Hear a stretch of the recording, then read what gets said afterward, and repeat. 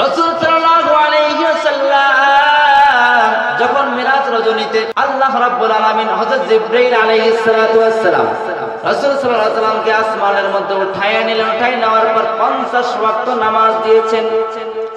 50 ওয়াক্ত নামাজ দেওয়ার পরে যখন রাসূল সাল্লাল্লাহু আলাইহি ওয়াসাল্লাম নামাজটা নিয়ে আসতেছেন, এমন সময় হযরত মুসা আলাইহিস সালাতু ওয়াস সালাম রাসূল সাল্লাল্লাহু আলাইহি ওয়াসাল্লামকে বললেন, ইয়া রাসূলুল্লাহ, ইয়া হাবিবাল্লাহ, আপনাকে আল্লাহ কি দিল, কি পুরস্কার দিল?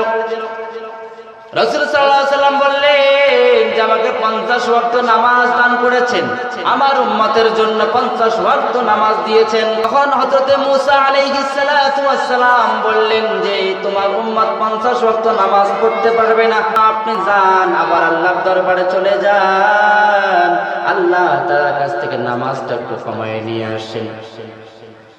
রাসূল সাল্লাল্লাহু আলাইহি ওয়াসাল্লাম চলে গেল আল্লাহর দরবারে। 50 ওয়াক্ত নামাজকে কমানোর জন্য আল্লাহ তাআলা 5 ওয়াক্ত নামাজ কমায় দিলেন। আবার চলে আসলো হযরত মুসা আলাইহিস সালাতু ওয়াস সালাম, বলতেছে, ইয়া রাসূলুল্লাহ, তোমার উম্মত এগুলো পড়তে পারবে না, আবার যাও, আবার কমায় নিয়ে আসো। রাসূল সাল্লাল্লাহু আলাইহি ওয়াসাল্লাম আবারও গেলেন, আবার 5 ওয়াক্ত কমায় নিয়ে আসলেন। আবার হযরত মুসা আলাইহিস সালাতু ওয়াস সালাম বললেন, এগুলোও পারবে না, আবার যাও। এই রকম করে যাইতে যাইতে কোন রাওয়ায়াতের মধ্যে পাওয়া যায় 9 বার গিয়েছেন, কোন রাওয়ায়াতের মধ্যে পাওয়া যায় 7 বার রাসূলুল্লাহ আল্লাহর দরবারে চলে গিয়েছেন। শেষবারের মতে 5 ওয়াক্ত নামাজ দিয়েছেন। 5 ওয়াক্ত নামাজ যখন আল্লাহ রাব্বুল আলামিন রাসূল সাল্লাল্লাহু আলাইহি ওয়াসাল্লামকে দিলেন শেষবারের সময়, তো মুসা আলাইহিস সালাতু ওয়াস সালাম বললেন, ইয়া রাসূলুল্লাহ, তোমার উম্মত 5 ওয়াক্ত নামাজও পড়তে পারবে না, আবার যাও কমায় নিয়ে আসো। রাসূল সাল্লাল্লাহু আলাইহি ওয়াসাল্লাম বললেন, আমি অনেকবার গিয়েছি, আমি শর্মিন্দা হয়ে গিয়েছি, আর যাব না, অনেকবার গিয়েছি, এখন লজ্জায় আর আমার যাইতে মন চাচ্ছে না।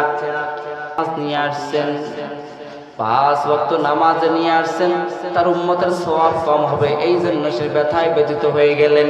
আল্লাহ রাব্বুল আলামিন ডাক দিয়ে বললেন, বন্ধু, তোমার উম্মত 5 ওয়াক্ত নামাজ যদি না পড়ে, আমি আল্লাহ টেনে টেনে নিয়ে এসে তাকে 5 ওয়াক্ত নামাজ মসজিদের মধ্যে পড়ায় দেব, তোমার কোনো টেনশন নাই।